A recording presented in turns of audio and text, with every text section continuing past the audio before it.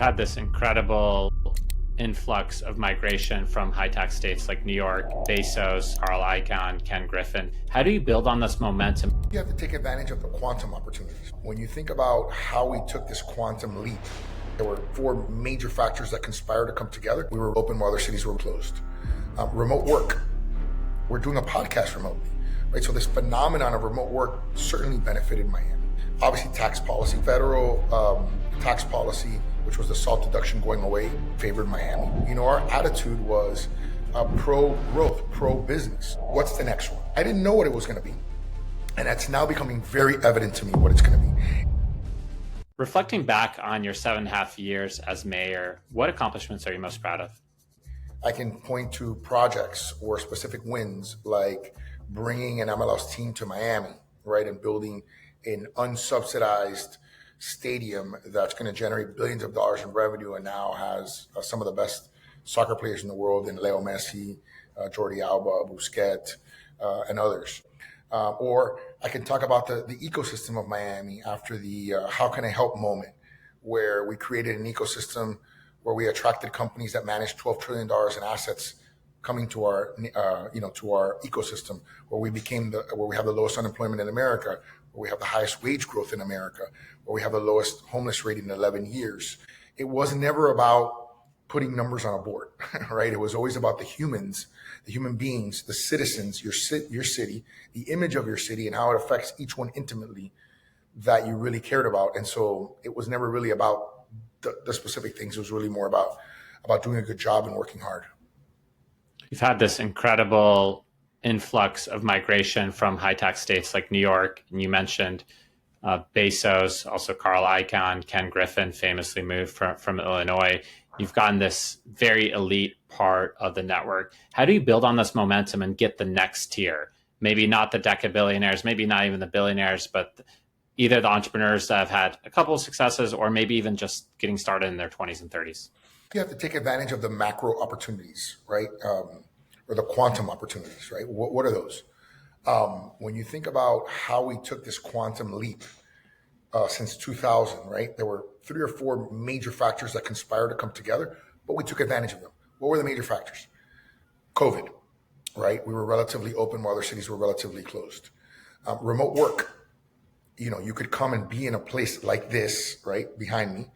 And what we're doing right now is remote, right? We're doing a podcast remotely, right? So this phenomenon of remote work certainly benefited Miami. And I think, obviously, tax policy. We talked about tax policy, right? The federal tax policy, which was the SALT deduction going away, significantly favored Miami. And then I think the fourth thing was attitude. Our attitude was pro-growth, pro-business, while other cities like New York famously rejected Amazon after winning the HQ2 prize. California famously told Elon Musk, F off, and he said, message received, and left, right? So our attitude was, you want to move Silicon Valley to Miami? How can we help, right? We had the completely different attitude. So that was one major macro moment, one major quantum opportunity that we took full advantage of. What's the next one? And I didn't know what it was going to be. And that's now becoming very evident to me what it's going to be. It's going to be on November 4th of this year. And that is the election in New York. That will be our next quantum opportunity. If New York elects a socialist, communist, socialist, whatever you want to call it, government is the solver of all problems, politician, it will become another massive opportunity for Miami. One, for people from the Jewish community who feel that the incoming potential mayor is antagonistic to the Jewish community or has made statements that are antagonistic to the Jewish community. Miami is the safest place on the planet for Jews to live and the most welcoming. And we embrace that. We love that. We will continue to shout it from the mountaintop, right? So for us, that's a competitive advantage for us. And secondly, if you're going to continue to go in the opposite direction and tax the wealthy, right, and continue to burden people with more taxes, people are just going to be fed up and they're going to say, that's it. If you happen to be in both those categories, wealthy and Jewish, I mean, it's like there's going to be a massive, there's like a Venn diagram, overlap there. And, I think whoever becomes the next mayor of Miami, because this will literally happen as I'm, evolving out, really, and I'm going to do it, right, between now and the election, right? I'm going to certainly do it. But whoever becomes the next mayor needs to pick up the baton and really run with it. And that's how I'm 47. I'll be 48 in October. That's how Miami will have another decade of runway and success, right? And so I firmly believe that. I believe that cities at some level are a competition for talent and capital, right? We want to be what we call the capital of capital, and that's human capital and actual capital, right? Money, financial capital, so that we can build companies and scale companies, right? That's how you do it. So we think we can do that in this generation, but without a doubt, you have to be intentional. You have to put your foot down on the accelerator when the opportunity presents itself. And I think this November will be one of those moments. A lot of people say, I'd love to move to Miami, but, and insert the reason. These are kind of the bottlenecks for your next quantum leap that would maybe keep you from there. What are some of those bottlenecks? What are you doing to address them? I'm going to answer this question in two ways, because I want to talk about something that's slightly different but related. So let's talk first about the question as you asked it, right? Which is, someone wants to move to Miami. What is the bottleneck that they will often articulate? Almost universally, that bottleneck, particularly if they're coming from wealthy areas of the country, is educational opportunities, schools, right? I can't get my kid into, name the school. There's just a capacity issue, right? Like there's too much demand and not enough capacity. So that's something we're going to have to deal with in the short run. I've done all kinds of things from the zoning perspective in the city to basically make it as liberal as possible to be able to have a school in our city zone at what they call as of right, without you having to go back to government and ask for additional permission. So that's probably the number one thing. I think the way I would like to answer the question a little differently is this. And I notice this sometimes in the comments when I speak long form, podcast, and I'll talk about, first of all, I extol all of Miami's virtues. That's my job. I'm the mayor, right? Born and raised in Miami. Born and raised. Like, I don't know. Sometimes I feel like I don't know what my residents expect. They expect me to come out on a show and talk bad about my city. That's not going to happen, right? Like, I'm the mayor. I was born here. I love this place. I think the world of it. I'm not blind to the fact that we're not perfect. I don't think there's any city in the world that's perfect. There's no city in America that's perfect. There's, and by the way, in our imperfections, if you will, are often common defects that all cities confront. So it's not that, and we may have it at a little bit greater scale than others. And I'll give you an example of one, which is, housing prices, or, the fact that we become expensive. Number one, yeah, I think we've become more expensive. There's no doubt about it. And, it's almost like, sad when I'll have somebody criticize me and say, the mayor, all your policies, everything you've done, you've made Miami more expensive. And the answer is, well, first of all, of course I haven't wanted to make Miami more expensive. That's not the goal, right? The goal is to make Miami the best city in the world. That's the goal. The byproduct of making Miami the best city in the world is that we're more expensive, right? Because demand drives prices, right? So if people want to go there, right, and so they don't want to be in Colombia for the reasons that we mentioned, unfortunately, or if they don't want to be in New York because of the reasons that we mentioned, they're going to come to Miami. So yeah, could we do better? Of course we could do better. Any city could do better. Every city could do better, right? And I think every mayor, and again, this is like not a Republican Democrat thing. I think every mayor in America, regardless of their party, is striving to do the best that they can and create the best city that they can. So yes, we do have problems. I'm not sitting here and telling you we don't have problems, but I'm never going to increase taxes or increase homelessness or increase crime or increase the things that will make our city less attractive to reduce costs. Your father, Javier Suarez, just announced his candidacy for mayor. He was mayor when you were a child in 1985. What advice, if he asked you, what advice would you give to how to run a successful campaign in 2025? I thought about this question. One of your staff members had shared this question with me. I think it was a good question for me to think about and contemplate rather than just answer. And I'm reminded of Jeb Bush's presidential campaign, his last one, right? Where there's only one, where he ran for president. And, he had been a great governor, and he had taken a long time off from being governor to running for president. And you could tell, right? You could tell in his performance. And I think, and by the way, I'm a huge Jeb Bush fan. So if he watches this, please, Jeb, I don't mean this in a bad way. I love you. Uh, I think, and I think he would admit it. And in fairness to him,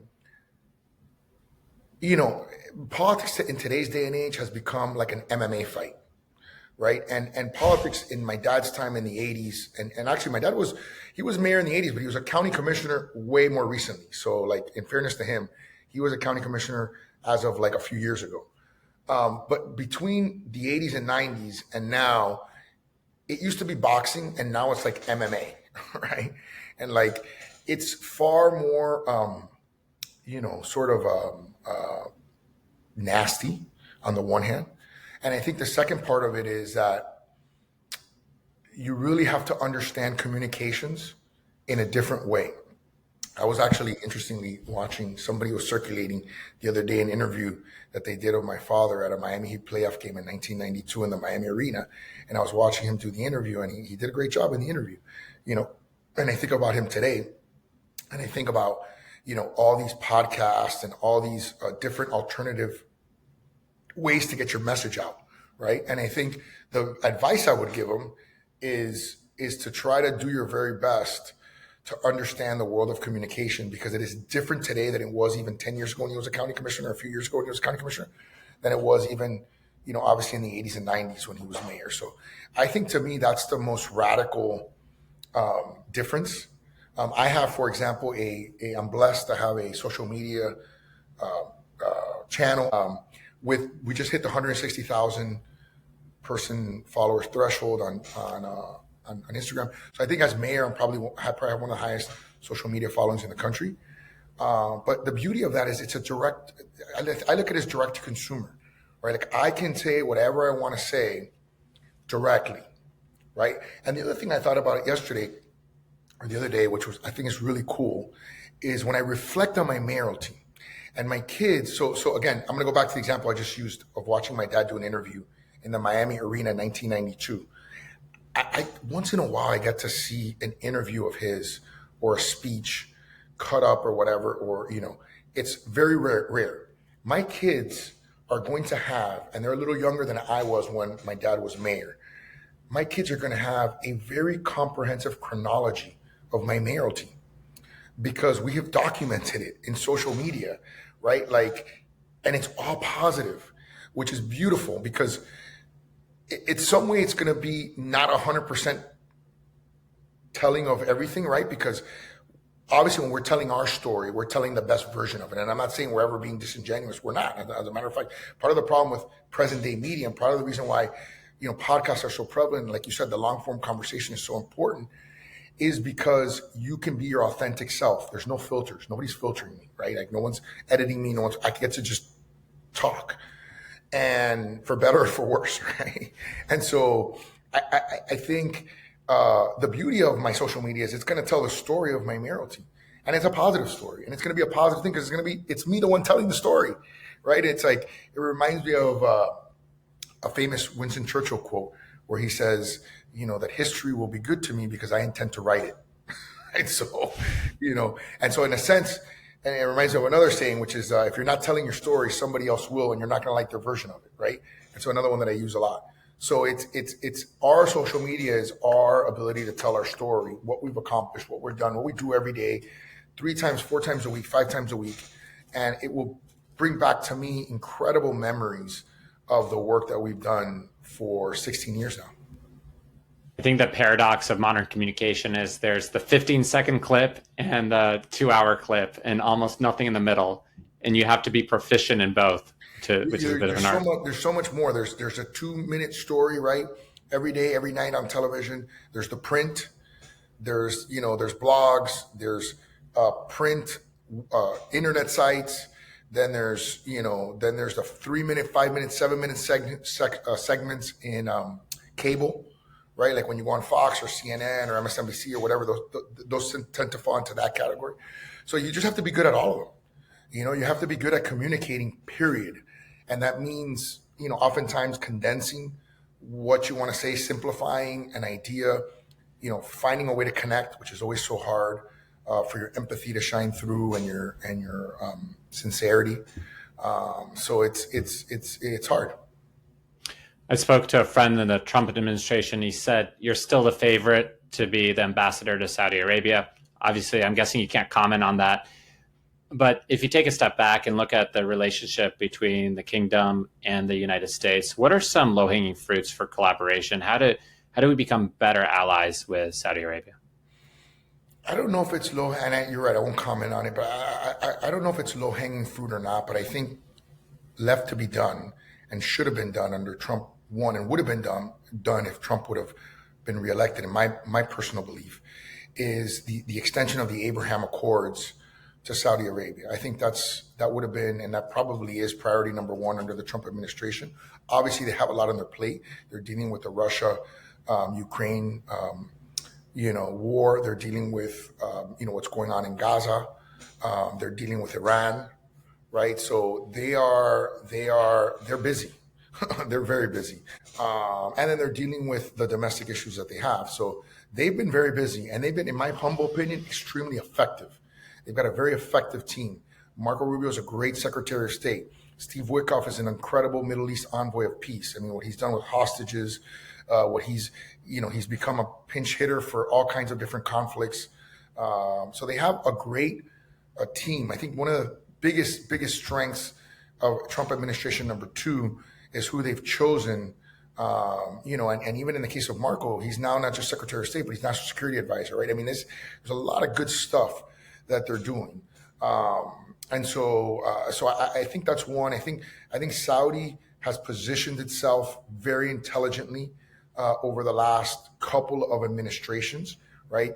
Even in the Biden administration, where they didn't, let the Biden administration really bully them on increasing oil production in advance of the midterms, right? On having to deal with the fact that Biden called them a pariah, then wanted to do a fist bump with MBS, right? Like, so there was just a lot of challenges there, and I think Saudi managed it well. They did their deal with Iran through China, which I think put the U.S. on notice. Like, hey, you're not the only game in town. If you're, not going to become a strong ally and help us in our national defense and help us on some issues of our priority, the sale of raw materials, even nuclear material, there are other players in the game, right? And so I think they've been very smart.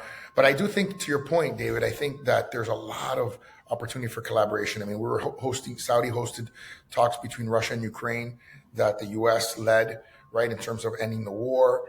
I think there's a great natural affinity. Saudi Arabia wants to be aligned with the United States, right? From everything that we know about the long history and the long partnership and being an ally for so many years. I mean, we staged our troops during the Kuwait Iraq war in Saudi Arabia. It created a lot of, it's part of what birthed Al Qaeda, right? Is Al Qaeda was birthed in part out of anger or resentment for the fact that Saudi cooperated and collaborated so much with the United States, right? So and we're both super aligned with, and so is Israel, with the eradication of Islamic extremism, right? Which is something that has created all kinds of problems throughout the world, but certainly in the Middle East. And so I think those are multiple bases for collaboration. As you look at Saudi's 2030 plan, right, and how they want to grow as a country from a population of about 35 to 60, they want to almost double their population.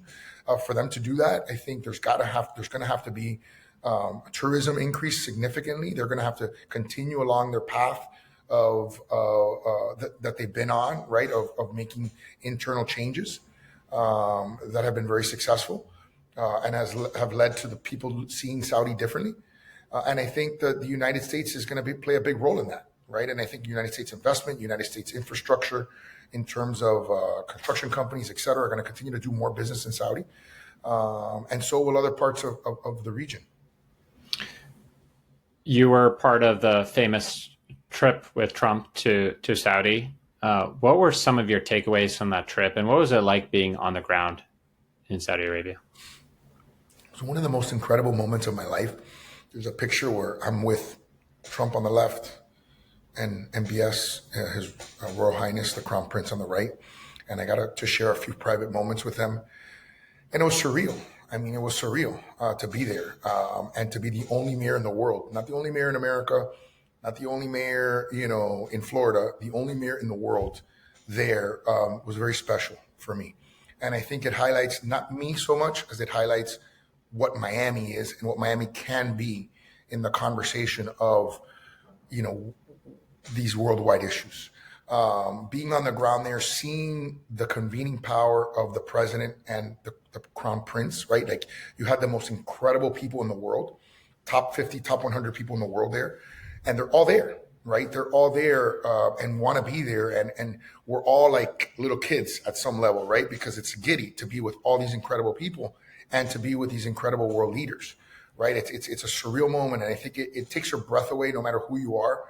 I shared a car ride with Jensen Huang, like just going from one place to the other. And I'm like, what am I doing? Like, this is crazy, And again, we had a nice conversation in the car, but it's just like, it's those kinds of surreal things, right? So just really, really interesting for the country. I think it was a masterclass for the president.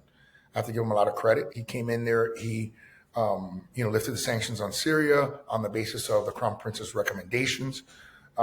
He had a very successful economic trip, because it was there in UAE and also in Qatar. And so I think it was a world, sort of a masterclass in diplomacy for the president and one of his many, many, many successful foreign policy victories in a very short period of time. You're one of many people that ran against Trump in the last election cycle. You got to know him really well. As you mentioned, you were the only mayor invited. You've built a relationship with him over time. What makes him so good at his diplomatic role, and what skill sets does he have that translate to being a great diplomat? He has a lot. I'll tell you. So I'll tell you this. I don't look at it as I ran against him. I look at it as I ran in the same election as he did, right? Like I had my own vision, I had my own ideas, and I had my own theory of the case as to why I was the best person. I don't really run against anybody, right? I'm running, because I thought I was the best. Having said that, when I dropped out of the race, he was the first person that called me. The first person that called me, right? So there was a ton of candidates, right? I forget what the number was. At one point, I know it was like 11 or maybe even 15. He was the first person to call me. This is the former president of the United States, the first person to call me. So I think that humility and awareness, and obviously he has a great team, right? Because obviously, I'm sure his team also told him like, hey, this guy's dropping out. You should call him. The humility, the awareness, the hard work to say, I want to be first. I'm going to be first. I'm going to make sure nobody gets ahead of me. I think that's one. I think number two, traditional politicians are not always great negotiators because they don't necessarily have to negotiate for a living. I think one of the things that Trump and the president and I have in common is we both came from the real estate industry. We both cut our teeth in the private sector. I can give you I'm not trying to throw DeSantis under the bus, but the governor was a JAG officer. He was a congressman. He was a governor, right? So he had 3 public sector roles consecutively, right? I've spent my entire career in the private sector, right? Even as a public sector actor, I was able to work. So I work for a living, right? I don't rely on my public sector salary. And so I understand what it's like to make a payroll. I was in a small business. I understand what it's like to meet numbers, quarterly numbers, and and every day is a day of pressure because every day you have to produce, right? And when you produce well, you get rewarded, and when you don't, you pay the consequence, right? So I think the president has demonstrated that he knows how to negotiate and use leverage and use the country's economic and military might as a leverage tool, right? When he said to Colombia, to go back to Colombia as an example, that he was not going to allow certain diplomats to come to Miami or to come to the U.S., right? And he shut that down in addition to increasing the tariffs. I mean, it was a masterclass. I mean, he got Mexico's president, newly elected, to agree to put more troops on the border, right? And the border has essentially stabilized since the president became president, right? From all accounts, no one, even Democrats, I don't think, are disputing the fact that the border has been essentially closed, right? So, I mean, he is really, and then I think the third thing is, and I can certainly attest to this on a personal level. His team today is significantly better than the prior administration's team. I mean, significantly better. I mean, these are people who are incredibly accomplished in the private sector, most of which have built billion-dollar businesses in one generation, okay, versus ideologues, academics, and people who, were not even A players under the prior Democratic president's administration, right? So you're talking about a huge difference in talent, huge difference. And so when you have a very talented guy, and then your starting five, let's say, are super talented, you have a talented coach and a talented starting five versus guys that shouldn't even be in the pros, it's just a huge performance differential, and that's what you're seeing. He's already accomplished his economic plan, right? The beautiful bill. And now we'll see what other things legislatively he has in mind. I think he's got a very clear runway. And if he continues to stack up wins in advance of the midterm, he can do something no president has done in a long time, which is hopefully keep control of both houses of Congress so he can continue to execute on his agenda. I don't typically flaunt my credentials, but one of my masters in psychology from Harvard, and looking at President Trump from far away, I've never met him, it seems like he's dramatically a different person from his first term. It's almost like two different people. A, have you seen that? And B, what do you attribute to that? I have seen that. So I'll answer it in two or three different ways. He's probably a different person, A, because first of all, they tried to indict him and they tried to kill him. So, and he survived both of those things, right? So I think psychologically, as a Harvard psychologist, I think you would say that there's a tremendous amount of potential trauma there, right? And if you survive those things, you are enlightened at some level, right? Because you realize, A, the fragility of life and the fragility of your freedom. And B, at some level, you have a sense of confidence that, hey, if I survive this, what is God trying to tell me? Or what is so I think that's part of it. The B part, I don't think he gets enough credit for, which is he has a lot more experience, right? Like he has a lot more experience. And I would say two things. And I heard, I think it was Eric Trump talking about this, or maybe it was Donnie talking. It might have been Donnie talking about this on Fox just yesterday or the day before. And he was focusing on the 4 years that they were out of office. And I think people discredit the experience that he got in those 4 years as well. In other words, you get 4 years to do things, then you get 4 years to contemplate what you did right or wrong, and then another 4 years to do things. And I actually think it's interesting. Having that 4-year hiatus in a way is actually quite good, because it gives you a lot of time to reflect. Obviously, you have to fight tooth and nail to stay relevant, because typically when you lose in a re-election, you're gone. Like, I've never seen, I don't think I've ever seen anybody politically just rebound like that, the way he did. He stayed relevant. He didn't let people put him in the coffin, literally, figuratively, judicially, all kinds of ways, right? Because it wasn't just judicial and it wasn't just literal, right? It was also figuratively, because again, most of the time when you lose, you're forgotten. Like next day, like in your politics, you lose, you're done. Like good luck trying to climb that mountain again. But he found a way to stay relevant, and by endorsements, by keeping himself as the standard bearer of the party. And none of us could get him off that mountain. We all ran, right? We all ran with a view that we were the best candidate. And obviously the people thought otherwise, right? People thought he's the best candidate. So I think he's changed in a lot of different ways. I think he's always been charismatic, but I think he's more, he seems to be calmer. He seems to be a little bit more rest assured, more confident. If that's even possible at your age, to actually become more confident. He was a TV star and obviously a personality for many, many, many, many years. And there, but it's the other thing to be the president of the United States. That's a whole nother ballgame. So he was president, he was former president. So he was in that sort of limelight for a while. And I think he grew into it and he got accustomed to it. And I think he now understands and appreciates what it means to be presidential and why it's important. And I think, maybe he didn't have that nuance at the beginning. I think paradoxically, going through a near-death experience can both give you clarity. It's both very humbling and empowering. It both like brings you like takes away your ego, but also says, and I still survive. Now let me go do what I'm here to do.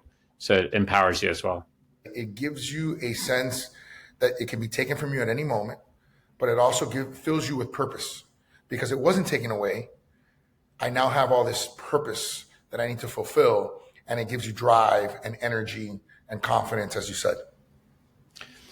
Going back now almost 16 years ago when you had just turned 32 and started as a civil servant in Miami, what advice would you have given a younger Francis at that time that would have either accelerated your success or helped you avoid mistakes?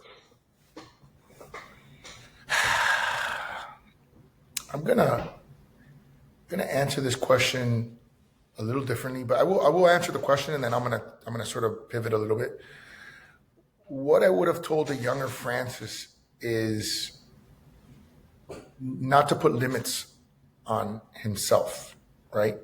I think when I was younger, and maybe people will be surprised to hear this, I lacked a lot of self-confidence. Even though I was a public official at 32, I was still in my journey of knowing who I was, and I was still in my journey of feeling comfortable in my own skin and sort of like the self-confidence journey. And I think maybe that would surprise some people to know. This is going to sound counterintuitive what I'm going to say.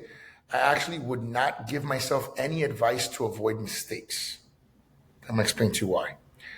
I think mistakes are probably the best learning tool that a person has. So if you avoid mistakes, you don't learn, right? So yeah, could I have said, hey, I've learned what the mistakes are. I'm going in the DeLorean back to the future, right? Back. And I'm going to tell you what the mistakes are so you don't make the mistakes.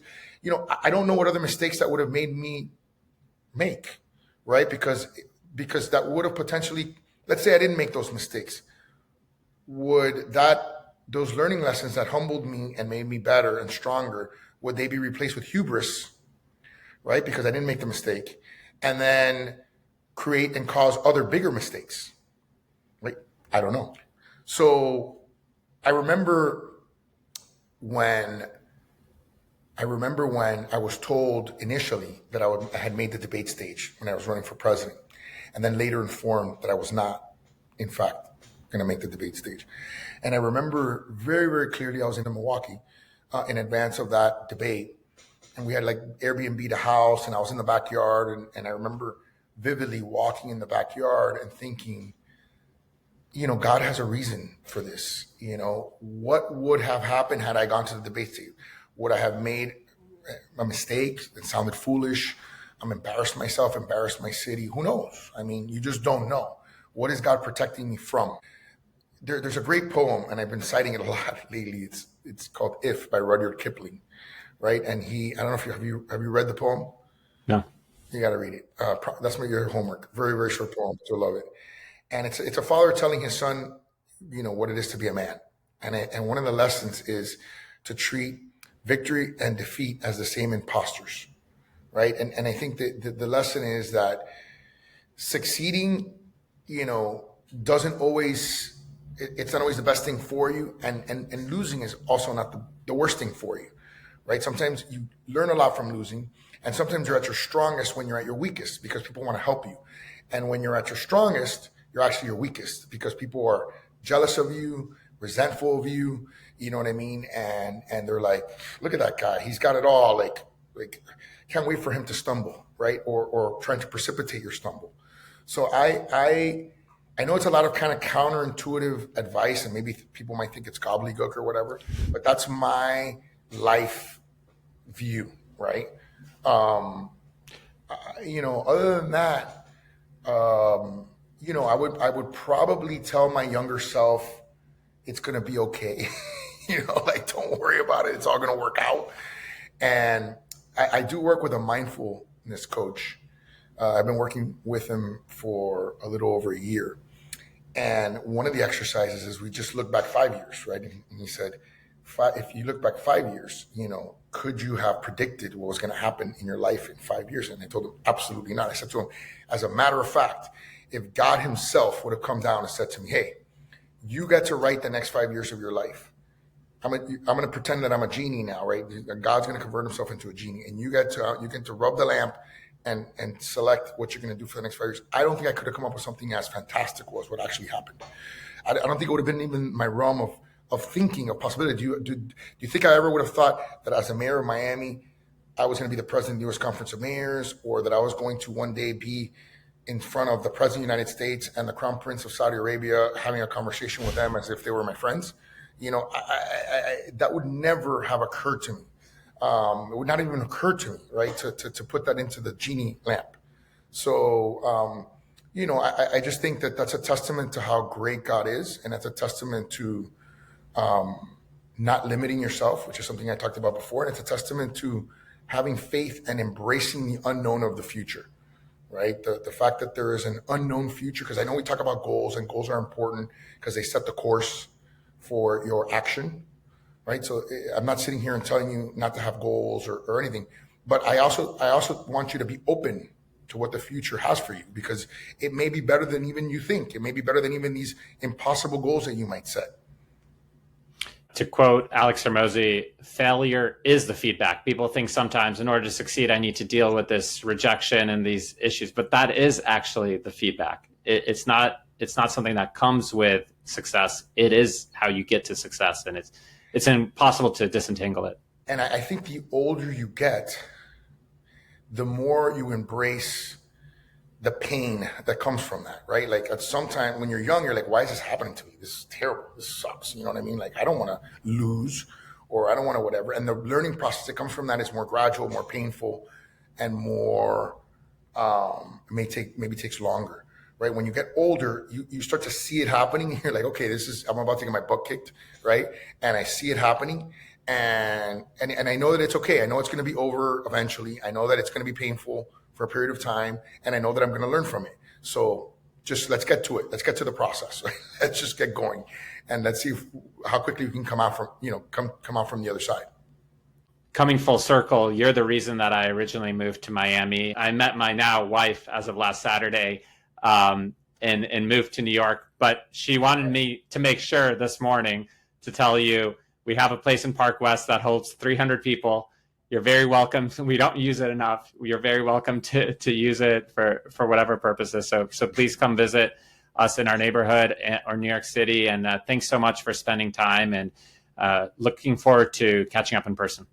Thank you, David. I wish you and your wife the best, the happiest future and success. And certainly when I'm in New York, I'll look you guys up. Thank you so much. You got it. Thanks for tuning into that conversation. If you love that conversation, you're going to love the episode right here.